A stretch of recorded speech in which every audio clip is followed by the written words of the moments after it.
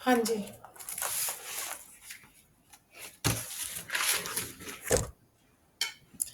ॐ भद्रं कर्णेभिः शृणुयाम देवा भद्रं पश्येमाक्षभिर्यजत्राः स्थिरैरङ्गैस्तुष्टुवाम सतनुभिर्यशेम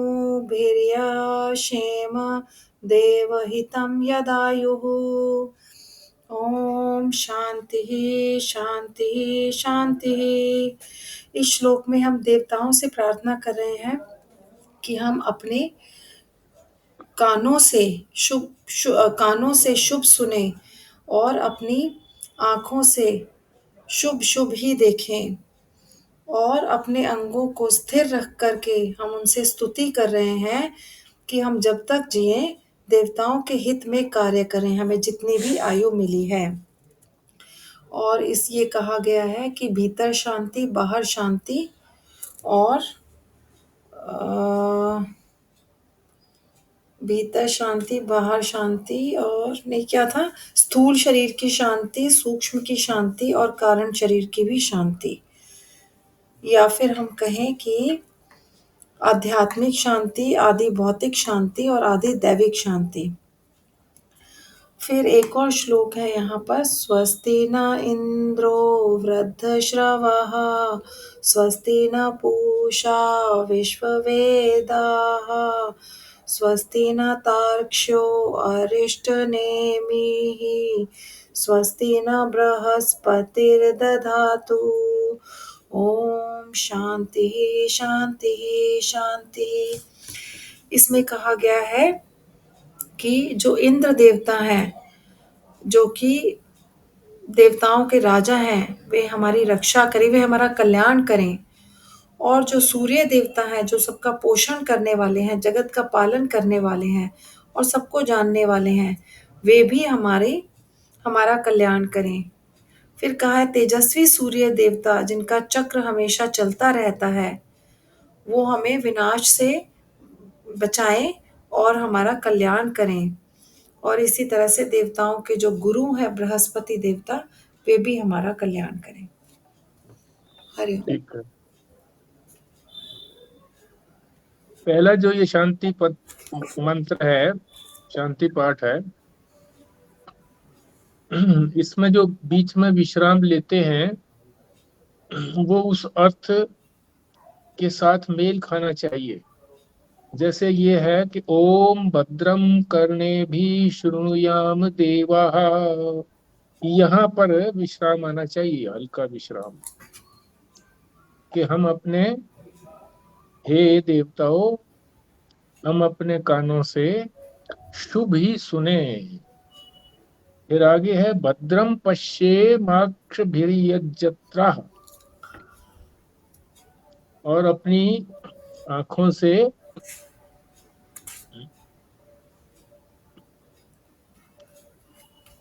कल्याणकारी शब्द ही सुने। एक तो यहाँ की विश्राम की बात आ गई, देवा, यहाँ भी विश्राम आना चाहिए हल्का सा। फिर अगली पंक्ति में स्थिरई अंगई तुष्टवांस, तनु भी यहाँ पर व्यशेम देवहितम यदायु, व्यशेम जिए देवताओं के हित के लिए, जब तक, यद आयु, जब तक आयु है तब तक हम उनकी देवताओं के हित के लिए जिए। और उससे पहले ये था कि अपने स्थिर अंगों के द्वारा, शरीर के स्थिर अंगों के द्वारा, मतलब शरीर के अंगों के द्वारा हम दृढ़ रूप से स्तुति करें, भगवान की स्तुति करें, देवताओं की स्तुति करें। और फिर जिए तो हम, जब तक आयु है तब तक देवताओं के हित के लिए ही जिए, देवहितम यदायु। ठीक है जी। अब आगे चलते हैं। ये तो हमको सबको पता ही है कि हमारा स्वरूप और ईश्वर का स्वरूप सच्चित आनंद है। सत का मतलब होता है जो हमेशा बना रहे, एग्जिस्ट रहे, एग्जिस्टेंस, सत्ता। और चिद का अर्थ है चेतनता।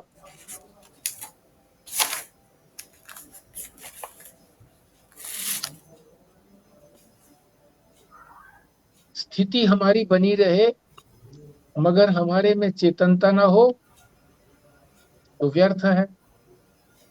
चेतनता तो हो मगर हमारी स्थिति ही ना रहे, एग्जिस्टेंस ही ना रहे। इसलिए दोनों ये आपस में जुड़े हुए हैं, लिंक्ड टुगेदर। इसलिए इनको अलग अलग लक्षण नहीं कहेंगे, एक ही लक्षण है। इसी तरह से आनंदता, तीसरा जो था ना, सच्चित और आनंद। आनंद कब होता है? जब हम व्यापक होते हैं, दूसरा कोई होता ही नहीं, तभी आनंद आता है। घूमा, तभी हम निर्भय भी होते हैं, तभी आनंद आता है। भय होता है तो आनंद नहीं आता। उसमें भी चेतनता जरूर चाहिए। अगर आनंद आए और हमको ये ना पता लगे कि आनंद आया, तो आने का पता ही नहीं लगा।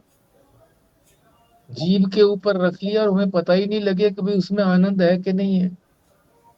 चेतन चेतन होगा तभी तो जीभ पर आनंद आएगा।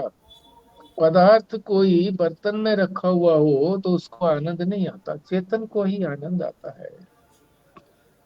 और एग्जिस्टेंस, स्थिति भी होनी चाहिए। तो तीनों एक ही हैं। समझाने के लिए इनको अलग अलग लक्षण कह दिए गए हैं। सच्चित आनंद और अनंत इसीलिए कह दिया गया कि वो व्यापक है। तो ये हमने पिछली बार समझ लिया था कि सत्ता और चित्ता दोनों एक दूसरे से जुड़े हुए हैं। इन दोनों की एकता आवश्यक है। तो सत्ता का तात्पर्य होता है एग्जिस्टेंस।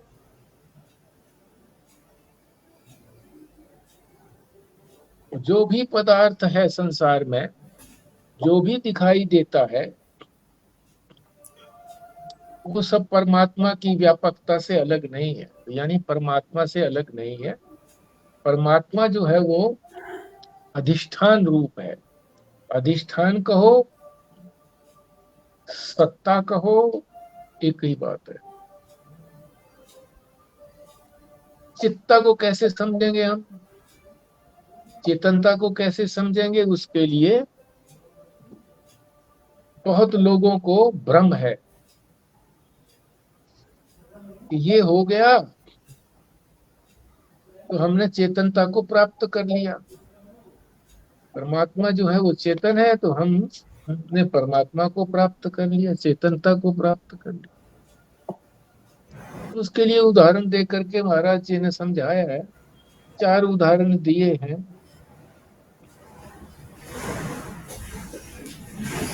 कोई महात्मा परिक्रमा कर रहे थे, उनको शंका हुई कि भाई ये चेतन कैसे है, जड़ की परिक्रमा क्या करनी है, चेतन हो तो परिक्रमा करें। सुना भी था कि ये चेतन है, पर प्रमाण अपने पास नहीं था। तो महात्मा जी आए, उनसे पूछा, उन्होंने कहा कि प्रत्यक्ष करके देखो, शिला उठाओ, मारो, देखना क्या क्या होता है। देखा तो खून निकला। जच गई बात, क्योंकि हम लोग चेतन हैं, तो हमारे में कोई चोट लगती है तो खून निकल आता है। तो ये कोई चेतनता का प्रमाण नहीं है। दूसरा इसी तरह से उदाहरण दिया कि अगर शब्द की आवाज आए, परिक्रमा करते समय गिरिराज से शब्द की आवाज आए कोई, तो समझिए कि वो चेतन है। ऐसी जगह थी जहाँ कोई शोर शराबा नहीं था, कोई व्यक्ति नहीं था, निर्जन, कोई पशु पक्षी भी नहीं थे। वो आवाज आई, राधे श्याम राधे श्याम। तो उसको निश्चय हो गया कि ये चेतन है।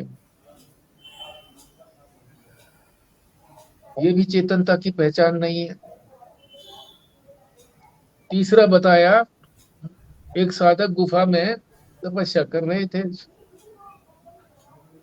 समाधि लगा के बैठे हुए थे। एक दिन बहुत अधिक प्रकाश हुआ वहां, जैसे सूर्य निकल आया उसके अंदर। बड़े प्रसन्न हुए और महाराज जी को आके कहा कि मुझे तो आज ब्रह्म का साक्षात्कार हो गया। और महाराज जी ने उसको कहा कि ये चमत्कार जो है, जिसको हम नहीं समझ पाते उसी को चमत्कार कह देते हैं। जिसका विज्ञान हमको समझ में आ जाता है उसको हम चमत्कार नहीं मानते। तो ये समझा नहीं है हमने, इसीलिए हमारा हमें भ्रम है कि ये ब्रह्म का ही प्रकाश है। नहीं, ऐसा नहीं है।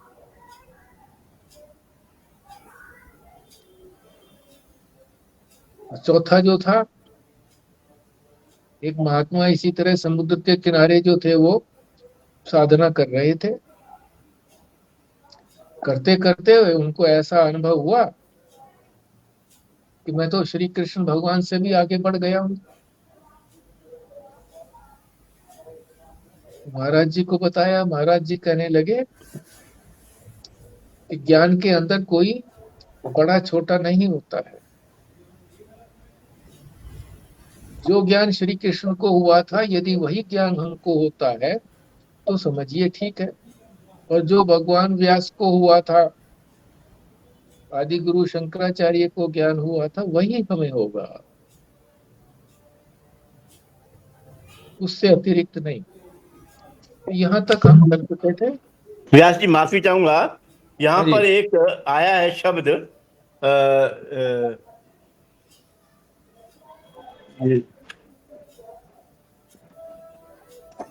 हाँ, जिनमें जिन ये इसका वैज्ञानिक विषय में परिभाषा चेतन जाने का। चलो फिर पूछो। हाँ जी, तो फिर चेतन का जो था वो परिभाषा बताई है, जो स्वयं को भी जाने और दूसरे को भी जाने, और जो जाने उसका कभी बाध ना हो, मिथ्या ना हो वो चीज। ये चेतन की परिभाषा बता दी। यहाँ तक कल हो चुका था। आगे चलते हैं फिर।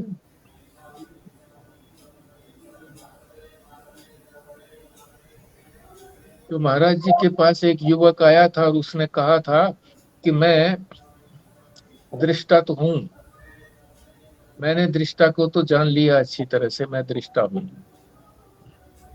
क्योंकि मैं दृश्य को देखता हूं, तो मैं दृश्य से अलग हूं, दृष्टा। पर ये दृश्य क्या है ये मुझे नहीं पता। तो महाराज जी ने कहा कि इसका अनुसंधान, इसकी खोज करना जरूरी है, नहीं तो फिर ये संसार बना रहेगा। अपना तो हमने निर्णय कर लिया कि मैं देखने वाला हूं, मुझको ये संसार भी दिख रहा है जो कि दृश्य है, अपना शरीर से लेकर के अहंकार पर्यंत ये भी मैं देख रहा हूं। देखने का मतलब जानना, इसको भी मैं जान रहा हूं। तो इससे मैं अलग हूं, मैंने अपने आप को अलग कर लिया है, मैं दृष्टा हो गया हूं। पर ये जो सारा संसार है और जो ये शरीर से लेकर के अहंकार पर्यंत है, ये क्या चीज है, ये रह जाएगी। और भी उसने अपने आप को सही से जानने के लिए पंचकोशों का भी अनुसंधान किया कि पांच कोश भी मेरे आवरण हैं, पोल हैं, घेरे हैं, इनके बीच में मैं घिरा हुआ हूं।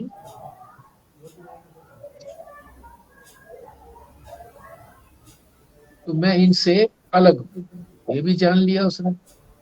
3 अवस्थाएं हैं, जागृत, स्वप्न, सुषुप्ति।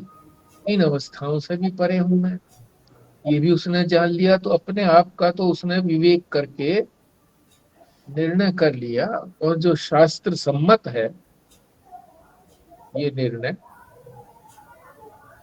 कि मैं इन सबसे अलग दृष्टा हूं। पर ये जो दृश्य है इसका मुझे पता नहीं क्या है। महाराज जी ने यही बताया कि इस दृश्य का ही तुमको अनुसंधान करना है कि ये दृश्य, ये संसार बना कैसे। तो इसके लिए बताया इसी 108 पृष्ठ के अंदर, जो शब्दावली जो है ना ऊपर से लेकर नीचे तक, जो बड़ा पैराग्राफ है, ये वाक्य से या शब्द से इसको समझाएंगे या समझेंगे तो कंफ्यूजन पैदा होगा। मुख्य मोटी बात क्या है कि पहले तो ये स्वीकार करना होगा, शास्त्र करवाता है ये स्वीकार, गुरु भी कहता है कि हाँ ठीक है, तू कह रहा है कि ये संसार दिखता है तो है, पर ये कैसे बना, कैसे है, कहां से आया है।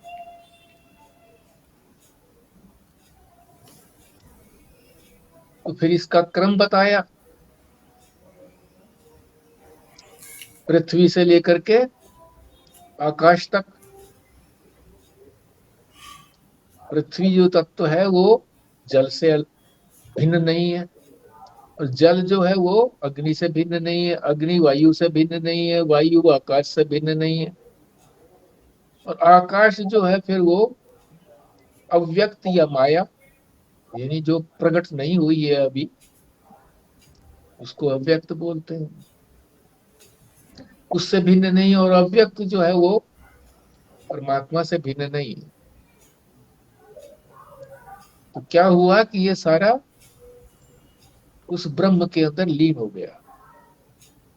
इसको कहते हैं लीन, लय प्रक्रिया।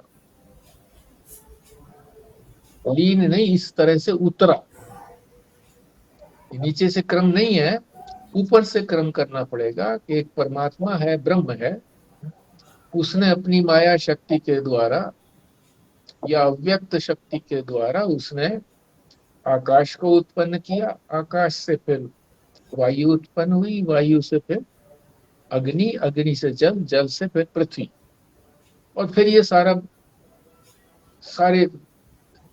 पदार्थ बन गए, व्यक्ति बन गए, शरीर बन गए, सारे इंद्रियां भी बन गई, सूक्ष्म महाभूतों से इंद्रियां आदि बन गई, स्थूल महाभूत से शरीर बन गया, और जितने भी प्राणी आदि हैं और जो पत्थर आदि हैं सबके शरीर बन गए, ब्रह्मा तक के शरीर बन गए, तिनके से लेकर के। तो ये इसको कहते हैं अवरोहण क्रम, उतरना।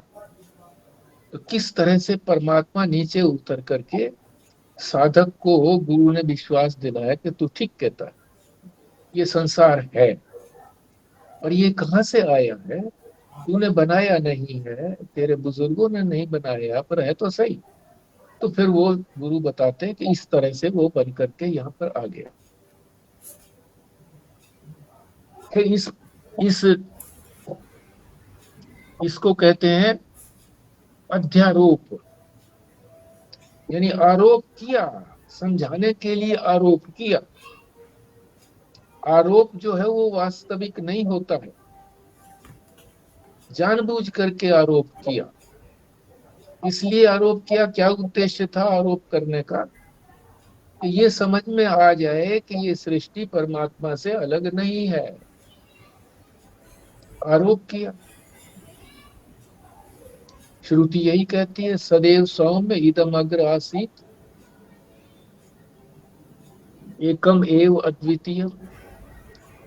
एक सदरूप परमात्मा से ही सारी सृष्टि बनी है।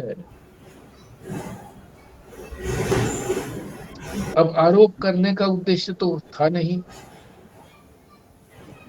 आरोप करके तो सृष्टि बनती हुई दिखाई, सृष्टि को बनाना और सृष्टि को सत्य सिद्ध करना ये शास्त्र का लक्ष्य नहीं है।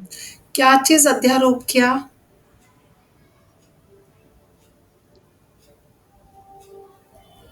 ये अध्यारोप किया ना ये कि ब्रह्म से, यानी ब्रह्म से माया की शक्ति, ब्रह्म ने अपनी माया शक्ति के द्वारा ये उत्पन्न किए। ये सारे आरोप ही तो किए, माया का भी आरोप किया, आकाश, वायु, अग्नि, जल, पृथ्वी, और फिर ये सारा संसार बन, ये आरोप ही है। आपने ऐसा क्यों कहा कि ब्रह्मा ने आकाश को बनाया, ब्रह्म ने, फिर आकाश ने वायु को? क्या हम ये नहीं कह सकते कि ब्रह्म ने ही सबको बनाया, आकाश को भी, वायु को भी, अग्नि को भी, सब चीजों को, जितनी भी चीजें हैं, पंच महाभूतों को? ऐसा क्यों कहा कि पहले ब्रह्म ने आकाश को बनाया, फिर आकाश ने वायु को, वायु ने अग्नि को, ऐसे? ये भी बात ठीक है, ब्रह्म को ही कह सकते थे हम कि ब्रह्म ने ही सब कुछ बनाया अपनी शक्ति के द्वारा इस तरह से। इसलिए कहते चले गए कि जैसे ब्रह्म जो है वो पृथ्वी पर्यंत, शरीरों पर्यंत, शरीरों तक, जितने भी शरीर हैं, स्थूल शरीर, वहां तक उतर ही आया, इसी तरह से ये भी उतर आए। ऐसा नहीं है कि वो आकाश बनाया और आकाश फिर खत्म कर दिया परमात्मा ने, उससे बन गई वायु, वायु खत्म हो गई, उससे अग्नि बन गई, इस तरह से नहीं है। जिस तरह से परमात्मा उतर के नीचे आया, साथ साथ ये भी सब नीचे उतर के आए, क्योंकि सारी पृथ्वी को, यानी सारे भूत, पांच भूत ही तो हैं, पांच भूतों के अंदर ही तो, जब ये नीचे उतर के नहीं आएंगे, ये नहीं बताएंगे कि भाई ये भी उतर के आए हैं परमात्मा के साथ साथ, तो पंचभूत, पृथ्वी में पंचभूत कहाँ से आ जाएंगे फिर? पृथ्वी तो पृथ्वी ही रही, फिर उसमें जल कहाँ से आएगा, अग्नि कहाँ से आएगी, वायु कहाँ से आएगा, आकाश कहाँ से आएगा? कह सकते हैं ठीक है, वही जो है वो ये बनाता चला गया, ये संकल्प करता चला गया, ये भी ठीक है, मगर ये भी समझना जरूरी है कि वो पूरा का पूरा आकाश को नहीं खत्म किया, वायु जो पहले उससे माया थी, माया को समाप्त नहीं किया, माया भी शरीरों पर्यंत आ गई, प्रपंच, प्रपंच जो प्रपंच है पांच भूतों वाला, यहाँ तक माया भी आ गई। और अब हम ब्रह्म ये भी भी, समझ सकते हैं कि ये कह के भी कि मतलब मेन कारण तो वही रहा ना, मेन कारण तो वही कारण है। वही रहा कि उसी ने एक को उत्पन्न किया, उसके बाद उन्होंने किसी किसी को किया, पर जो मेन आकाश में उत्पन्न किया वो ब्रह्म ने ही किया, तो वही हमारा मुख्य कारण रहा। हाँ, पर हम ये भी तो सिद्ध करना है श्रुति ने, शास्त्र ने, कि वो उत्पन्न करने के बाद भी, साथ साथ आने के बाद भी उनसे अछूता है। इसीलिए कहते हैं कि उस माया ने उत्पत्ति की, ब्रह्म तो उत्पत्ति करेगा तो उसके साथ बंधेगा नहीं, बंधन में वो उनसे बिल्कुल अलग है, ये भी साथ साथ सिद्ध करना है। इसलिए ये कहा कि उसने माया शक्ति का उपयोग करके, माया ने ही ये सारा संसार बनाया, उसने नहीं बनाया, ऐसा भी कहते हैं। और ये भी कह सकते हैं कि माया उसके अधीन है, इसलिए जो भी कुछ बना तो वो ब्रह्म के द्वारा ही बना, ब्रह्म बनाता नहीं है, ये बात भी सिद्ध करनी है कि वो बनाता नहीं है किसी को भी। ब्रह्म किसी चीज को बनाए और फिर वो शाश्वत ना हो, है, उसके गुण ना आए, तो ये भी बात गलत है। फिर ये संसार जो है इसको हम अलग कैसे करेंगे? हमारा स्वरूप जो है वो सच्चिदानंद है, उससे हमको अलग करना है, अपने स्वरूप से ये सब अलग होंगे। ठीक है, कुछ क्लैरिटी हुई? हाँ जी।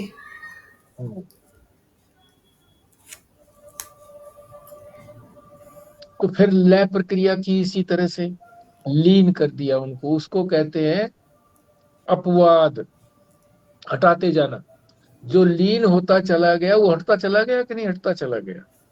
पृथ्वी को जल में लीन कर दिया तो पृथ्वी कहाँ रही। जल को अग्नि में लीन कर दिया तो जल भी नहीं रहा। इसी तरह से माया जो है, पहुंच गए माया तक, और माया जो है वो ब्रह्म की शक्ति है,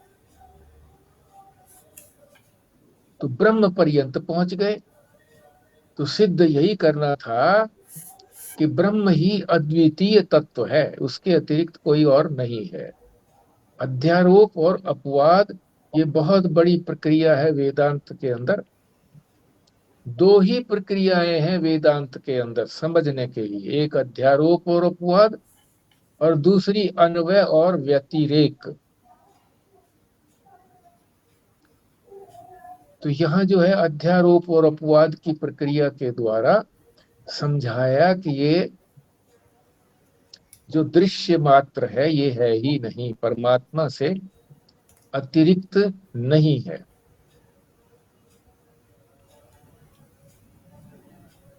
और ये ब्रह्म ने कैसे किया, संकल्प किया। संकल्प किया, जैसे संकल्प करने का मतलब मन में आया उनके, जैसे हमारा संकल्प हमारे मन में आता है स्वप्न के अंदर। तो हमारा जो संकल्प है, हमने सारे स्वप्न के अंदर हमने पता नहीं क्या क्या बना दिया। संकल्प ही तो किया वो मन ने, मन तो संकल्प विकल्प ही तो करता है। उसने संकल्प विकल्प किया मन ने, और वो हमारा सारा स्वप्न खड़ा हो गया। इसी तरह से परमात्मा ने भी संकल्प किया और ये सारा सृष्टि खड़ी हो गई। और संकल्प जो है वो कभी प्रमाण नहीं होता।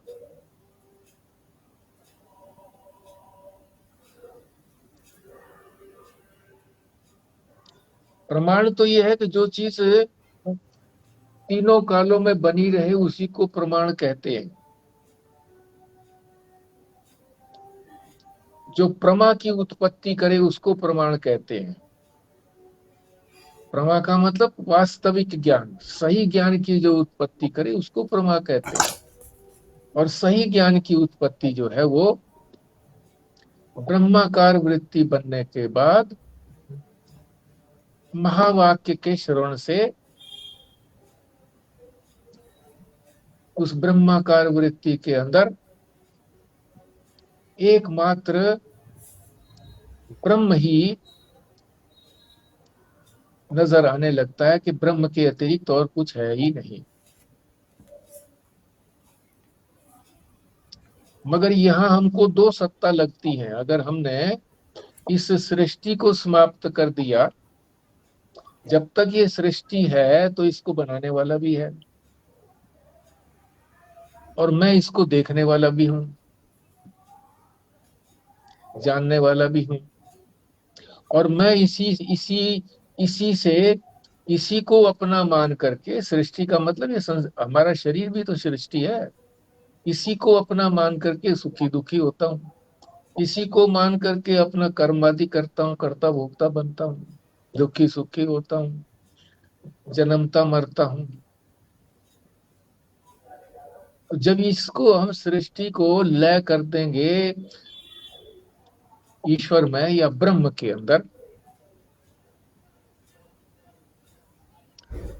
तो जो ईश्वर ब्रह्म ने जो ईश्वर का रूप धारण करके और माया रूपी ईश्वर ने जो सारा संसार बनाया था वो भी नहीं रहा, वो भी ब्रह्म ही हो गया। और हमने अपने आप को आत्म रूप से, मैं रूप से जान ही लिया था। पंचकोशों से अलग समझ करके, तीनों अवस्थाओं से अलग समझ करके, जिसको मैं देखता हूं उनसे मैं देखने वाला दृष्टा अलग हूं, जिनको मैं जानता हूं तो जानी जाने वाली चीजों से जानने वाला अलग होता है, अपने आप को अलग कर लिया था। इसको अलग करने के बाद हमको पता लगा कि ये आत्मा का स्वरूप जो है वो तो ऐसा है, सत भी है, चिद भी है, आनंद भी है। और उधर ये पता लगा कि ब्रह्म का स्वरूप भी यही है, तो दोनों की एकता हो गई। यही उद्देश्य था शास्त्र का। वेद भी सारे यही लेकर के चलते हैं कि अद्वितीय ब्रह्म का ही ज्ञान कराने वाले होते हैं सारे ही वेद, अलग अलग ढंग से उसी चीज का ज्ञान कराते हैं।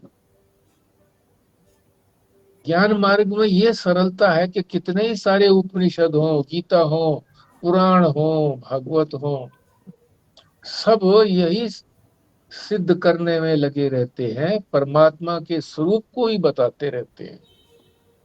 और परमात्मा के स्वरूप को जानने के लिए जो साधन है धर्म, उसका उपदेश देते हैं। धर्म कहो या कर्म करो, कर्म कहो उसको, तो कर्म कैसे किया जाए ये शास्त्र बताता है। और ये भी बताता है कि परमात्मा का स्वरूप क्या है। दो ही बातें बताते हैं बस। दो, जो धर्म वाली बात है या कर्म वाली बात है वो तो साधना है कि कैसे पहुंचेंगे वहां तक। तो ये अध्यारोप और अपवाद की प्रक्रिया के द्वारा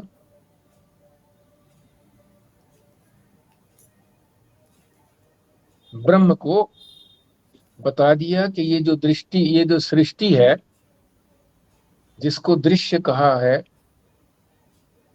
ये है ही नहीं, ब्रह्म ही है बस। एक और अनुभव बताते हैं महाराज जी। इस शास्त्र के विद्वान तो बहुत होते हैं, शास्त्र के जानकार, ठीक तरीके से समझा भी देंगे, एक एक पंक्ति का, एक एक पद का अर्थ भी बता देंगे। किंतु वो जो कहना चाहता है शास्त्र, जो सत्य चीज है, उसका अनुभव नहीं होता उनको। फिलोसफी के बड़े बड़े professor, head of the department, Banaras Hindu university आदि, इतने अच्छे तरीके से समझा देते हैं और ऐसा प्रतीत होता है कि इन्होंने तो अनुभव कर ही लिया है, और वो भी दुखी होते देखे गए हैं। तो अपना एक अनुभव इसीलिए बता रहे हैं कि एक महात्मा जी के पास गए थे, सरल महात्मा थे, उनके पास जाकर के बैठ गए प्रातः पर उपदेश के लिए कि भगवान मुझे उपदेश दो। उन्होंने एक ही बात कही कि अपने मन से इसको पृथ्वी को निकाल दो।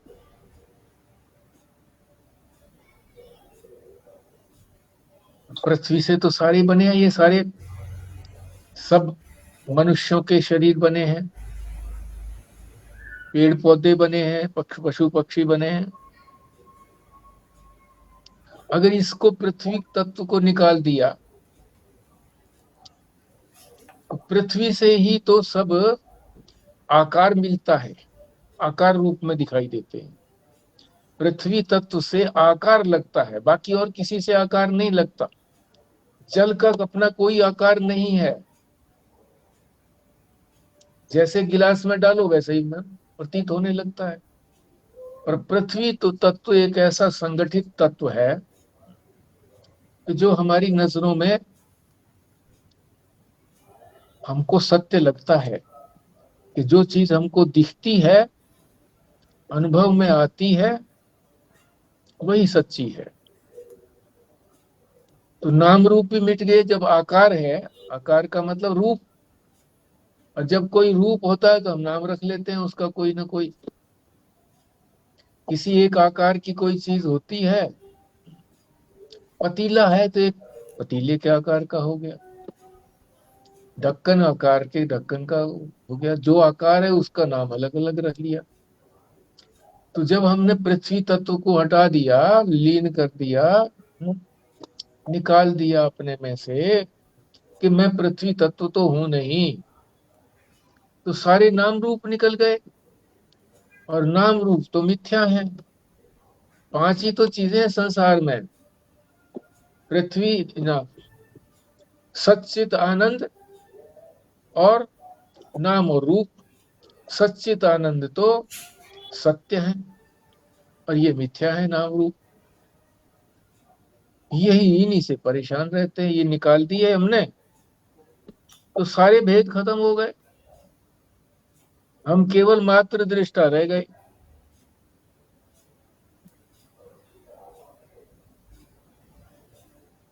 अंतःकरण के कारण हम अपने आप को दृष्टा समझते हैं। मैं देखने वाला, मैं चखने वाला, मैं सुनने वाला।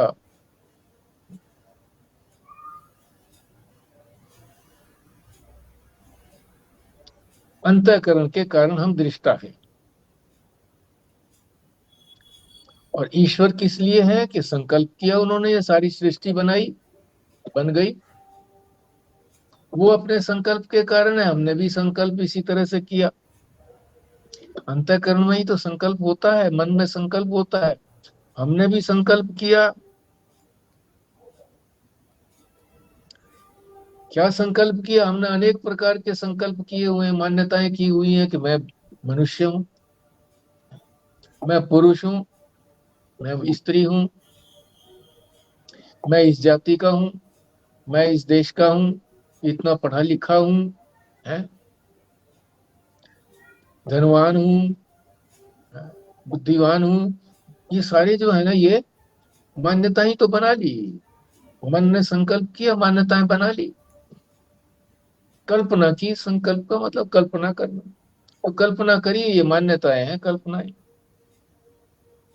तो कह रहे हैं कल्पना हटा दो, ईश्वर की कल्पना भी हटा दो, अपनी कल्पना भी हटा दो।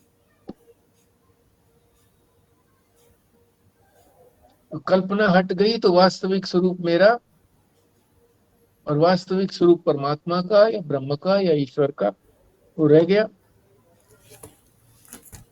तो यही तो दोनों उपाधियां हैं। हमारी उपाधि अंतःकरण है, अविद्या कहो, अविद्या से ही अंतःकरण बना है। अविद्या तो मूल है, अज्ञान तो मूल है, और उससे बना क्या? अंतःकरण। सारा शरीर बन गया, फिर अंतःकरण बना, फिर शरीर बना, फिर सारे पदार्थ बने। इस तरह से अंतःकरण से ही हम जो है ना जीव बन गए। और परमात्मा जो है वो, उसका संकल्प, उसकी कल्पना से सृष्टि बन गई। तो सृष्टि को हमने लीन कर दिया, तो परमात्मा के अतिरिक्त रहा ही नहीं। हमने इस अपनी अविद्या को या अपने अंतःकरण से हमने अपने आप को अलग कर लिया कि अंतःकरण तो मैं हूं नहीं। अंतःकरण कहाँ रहता है? सुषुप्ति में। मैं तो वही हूं जो हमेशा हर समय रहेगा, वही तो मैं हूं। दोनों की उपाधियां मिट गई, दोनों एक हो गए। और यही अंतिम लक्ष्य है वेद का, उपनिषदों का, गीता का, सबका अंतिम लक्ष्य यही है कि तत्त्वमसि, महावाक्य। महावाक्य का अनुभव हो जाए बस। सुन तो लेते हैं अनेक बार, पर अनुभव नहीं होता महावाक्य का कि मैं कुछ नहीं, एक तत्व ही हूं मैं, बस सच्चिदानंद अनंत प्रत्यक पूर्ण। कितने शब्दों से उनको कह दो। एक एक भ्रम की निवृत्ति के लिए अलग अलग शब्द बोल दिए जाते हैं, वर्णन तो उसका सही से हो नहीं सकता। वर्णन इसलिए करते हैं कि ये ना भ्रम हो जाए कि वो जड़ है तो चेतन कह दिया, उसकी सत्ता नहीं है तो उसको सत कह दिया, उसमें दुख तो नहीं है तो आनंद कह दिया। सीमित होगा इसलिए अनंत कह दिया। टुकड़े ना हो उसके, पूर्ण कह दिया। मैं रूप से अनुभव ना होता हो इसलिए उसको प्रत्यक बोल दिया। प्रत्यक माने मैं रूप से अनुभव करना, उसी को प्रत्यक कहते हैं। मैं रूपता, प्रत्यक तक वो मैं रूपता। तो ये यहाँ हमारा 7वां श्लोक यहाँ आकर के संपूर्ण हो गया। अनेक चीजें हमने इस 7वें श्लोक में, ये 7वां श्लोक नहीं, ये प्रत्यक 7वां है ना, प्रत्यक, ग से गमला लास्ट में, या क है लास्ट में? प्रत्यक, प्रत्यक कै प्रत्यय, ग से हाँ गमला।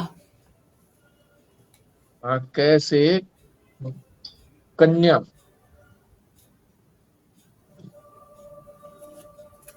गमला अगर वो ग- कमला अगर कहेंगे तो फिर वही आवाज आएगी ना गे वाली।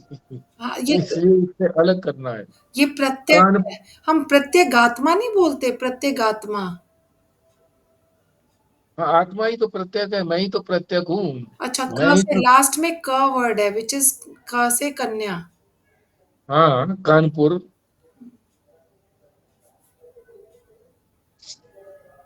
ये 7वां मंत्र था। बहुत सारी बातें इसके अंदर हमने सीखी है।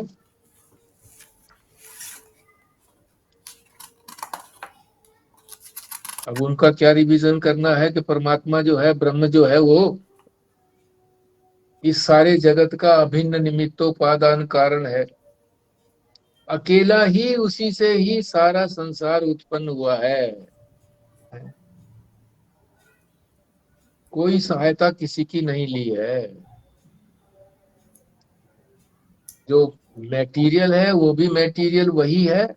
अपने आप को ही मैटीरियल बनाया और अपने आप ही संसार को बनाया। इसलिए उसको कारण कहेंगे, उसी में से सब कुछ निकला। और उदाहरण दे करके समझाया भी कि जैसे मकड़ी अपने में से निकाल करके फिर लीन भी कर लेती है अपने में।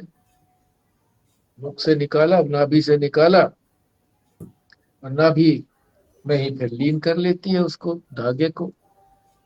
और इसी तरह से ये पृथ्वी के अंदर से जो निकलती हैं ये अलग अलग चीजें, शंकाएं जो आई ना अलग अलग, कि वो तो जड़ है, वो तो एक जैसा ही धागा निकलता है, और यहाँ तो अनेकता है। उस अनेकता को खत्म करने के लिए पृथ्वी एक होती है, मगर उससे फसलें अनेक होती हैं।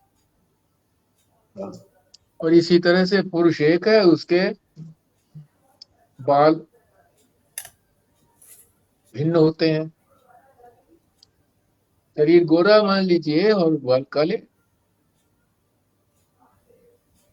नख इसी तरह से, कि चेतन के अंदर जड़ भी है।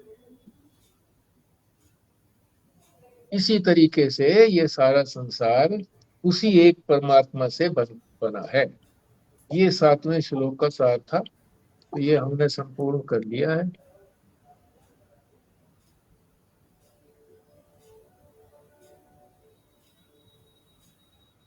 अब आगे बढ़ते हैं। ये व्यास जी इसका ये शब्द है जी, एक सेंद्रिय होना। सेंद्रिय क्या होता है जी? इंद्रियों सहित, स इंद्रिय है ना, सेंद्रिय, सेंद्रिय, स के ऊपर हाँ एक ही मात्रा होगी। हाँ जी, यही है जी। हाँ, तो इंद्रियों सहित। ठीक है जी। और एक आपने इसमें वर्ड बोला था, अन्वय और अतिरेक, हाँ, वो भी बताना क्या है? अन्वय का मतलब होता है जो सबके अंदर पिरोया हुआ है, अन्वित। और जिसके अंदर वो पिरोया हुआ है वो सब अलग अलग है।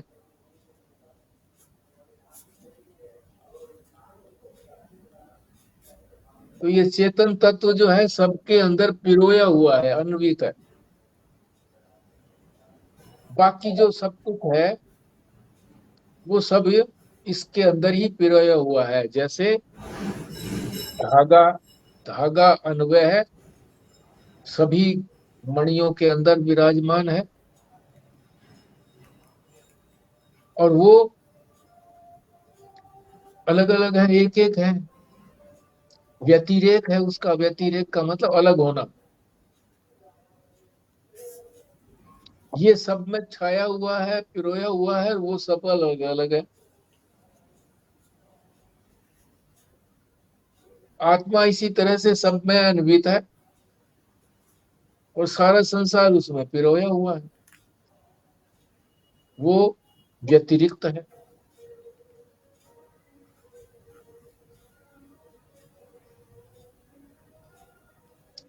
तो कभी उसका प्रसंग आएगा तो फिर और ज्यादा अच्छी तरह से समझ में आएगी। हाँ, आपने बताया अन्वय, अन्वय तो आत्मा है और हम्म। व्यतिरेक क्या है? ये सारे रूप, जितने रूप और आकार और ये हैं। जो हर समय नहीं रहता। अन्वय जो है वो तो हर समय रहता है। व्यतिरिक्त तो जो है, व्यतिरिक्त जो है वो हर समय नहीं रहता। जैसे आत्मा हमारी मैंपना जागृत में भी रहता है, स्वप्न में भी रहता है। मैंपना सुषुप्ति में भी मैंपना रहता है। तभी तो उठ करके कहता हूँ कि मुझे जो है ना वो स्वप्न भी आया है और मुझे गहरी नींद आई, कुछ नहीं पता रहा। मगर ये अवस्थाएं तो अलग अलग थी। जागृत जो है वो स्वप्न नहीं था, स्वप्न जो है वो सुषुप्ति नहीं थी, सुषुप्ति जो है वो जागृत नहीं थी। ये दोनों आपस में व्यतिरिक्त थे। आत्मा एक जो था वो अन्वित था।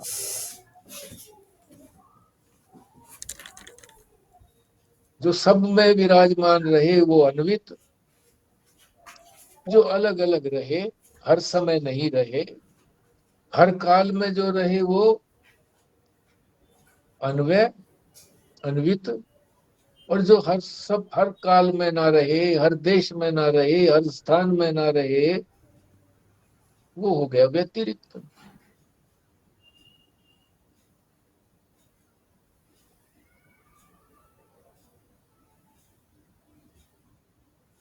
अब ये सृष्टि का क्रम तो बता दिया था। ये जो संगति बता रहे हैं ना पृष्ठ 109 पर, संगति, तो खुराना साहब ने पूछा था संगति का क्या तात्पर्य है। मतलब साज से साज मिलाना। भाई जो कुछ बोलने जा रहे हैं उसके साथ पीछे का मेल मिला देना। तो पीछे वाले के अंदर जो 7वां श्लोक था हमारा, उसमें तो क्रम समझा था हमने, सृष्टि किस तरह से उत्पन्न हुई।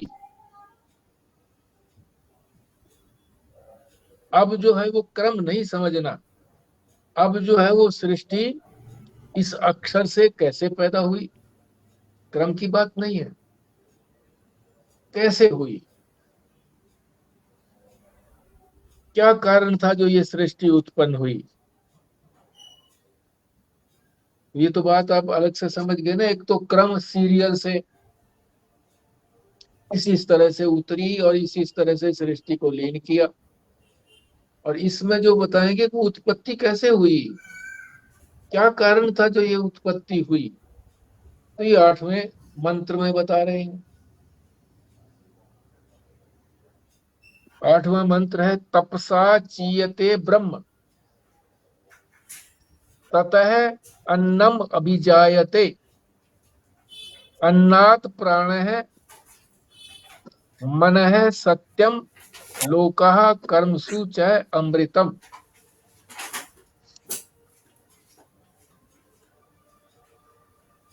तपसा,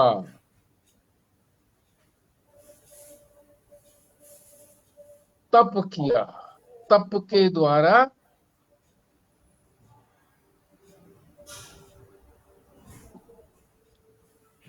कैसा तप किया, कोई अग्नि के आगे बैठ करके नहीं किया, धूप में तप करके नहीं किया, या गंगा जी में एक टांग से खड़ा होकर के तप नहीं किया,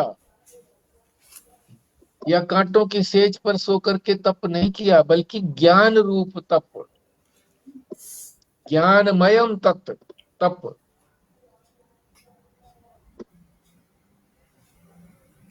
ज्ञान रूपी तप, ज्ञान की प्राप्ति के लिए सतत रूप से लगे रहना, ज्ञान रूप तप, कि मुझे तो ज्ञान ही करना है। ज्ञान करना वास्तविकता का ज्ञान करना है, सत्य का ज्ञान, तत्व का ज्ञान, अभय पद का ज्ञान।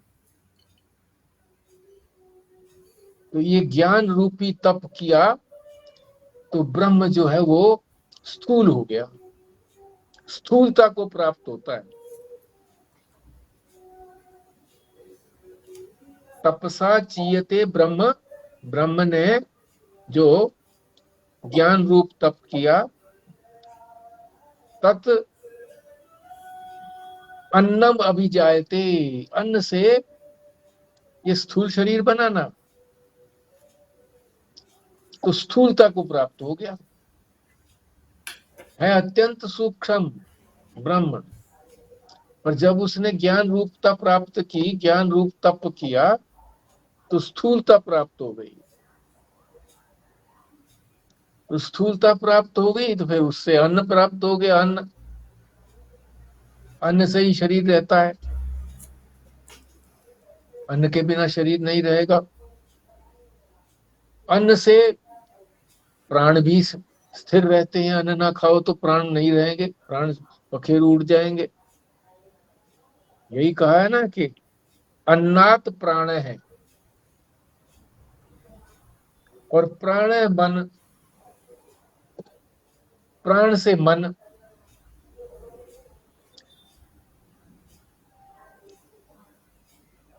कि प्राण तो उखड़ भी जाते हैं कई बार। रात को हम सोते हैं, हमें पता ही नहीं लगता कि प्राण है कि नहीं है, सांस चल रहा है कि नहीं चल रहा।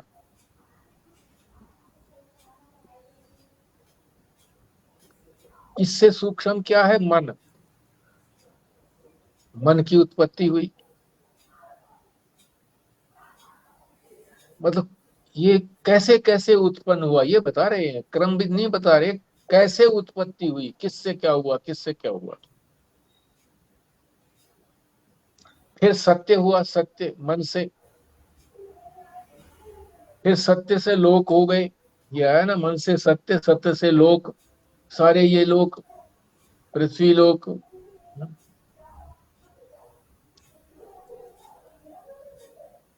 और धरातल के नीचे के लोक और ऊपर के लोक, तीन नीचे के तीन ऊपर के, ये लोक पैदा हो गए।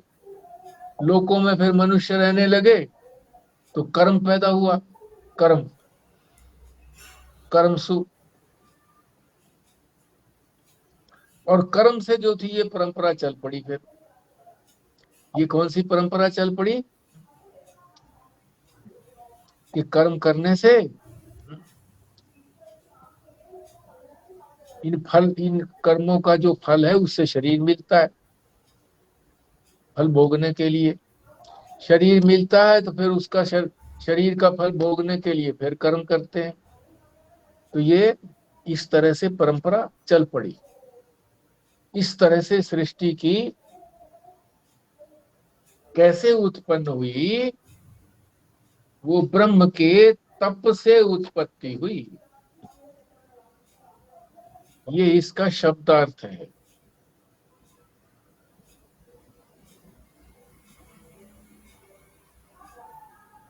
फिर ईश्वर के और लक्षण भी बताए जा रहे हैं कि ईश्वर जो है वो काल से परे है, कालातीत है। समय जो है वो व्यवहार के लिए समय है, पहले परमात्मा है, उससे ये समय बना, काल बना। वो काल का भी महाकाल है, और व्यवहार में लगाने के लिए उस काल को हमने तीन भागों में बांट लिया, भूत, भविष्य और वर्तमान। परमात्मा में काल नहीं है, क्योंकि काल तो बाद में आया है। परमात्मा में काल कैसे होगा? जैसे पिता के बाद पुत्र उत्पन्न होता है, तो पिता के अंदर पुत्र थोड़ा ही है, पुत्र तो बाद में आया है। पुत्र के अंदर पिता जरूर है, पुत्र के अंदर पिता का ही जो अंश है वो आया है, मगर पुत्र है ही नहीं तो पिता के अंदर कैसे उसका अंश आएगा। इसी तरह से काल उसमें नहीं है, भूत भविष्य वर्तमान नहीं है, कालातीत है, महाकाल है। और फिर ये बताया है कि वो सृष्टि का निर्माण किया और अपने आप को समझने लगा मैं बहुत निपुण हूं, एक्सपर्ट हूं, मैं सारी संसार बना दिया।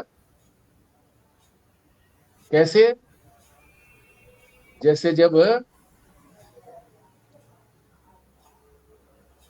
पत्नी गर्भिणी होती है तो पति बड़ा प्रसन्न होता है, पिता बड़ा प्रसन्न होता है, वो मेरे बीज से अंकुर पैदा होगा, प्रसन्न होता है, फूल गया, अंकुर पैदा हो गया।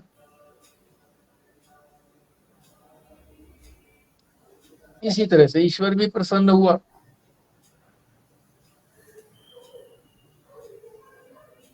आनंद आया उसको। और इसको जो है उत्पादीयता नाम चित्त दशा, अपने आप की जो उसकी चित्त की दशा थी, मन की दशा थी, वो क्या हो गई कि मैं उत्पन्न करने वाला हूं। फिर उससे जैसे पौधा उत्पन्न हुआ, फिर बढ़ा, फल हुआ,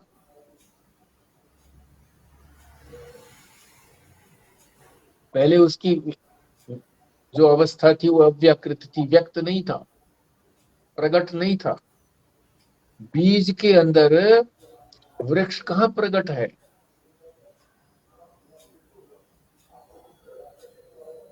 पड़ का बीज बहुत छोटा होता है, बिल्कुल सरसों के दाने जैसा, उसके अंदर ये बट का वृक्ष कितना बड़ा, कलकत्ते के अंदर कई मील के घेरे में वट वृक्ष है। तो कोई कल्पना भी नहीं कर सकता कि इसके अंदर से ये निकला होगा। व्यक्त अव्यक्त अवस्था थी, व्यक्त नहीं थी वो अवस्था, छुपी हुई अवस्था थी, प्रकट नहीं थी, अप्रकट थी।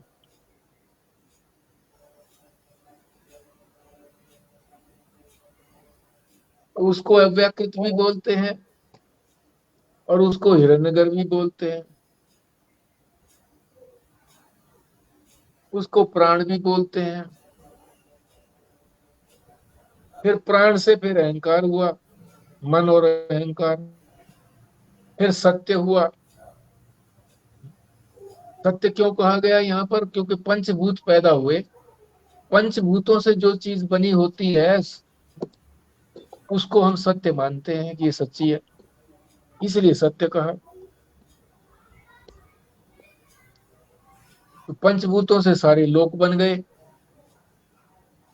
अनंत कोटि ब्रह्मांड हो गए, एक लोक नहीं रहा, अनंत कोटि, अनंत करोड़ों ब्रह्मांड बन गए।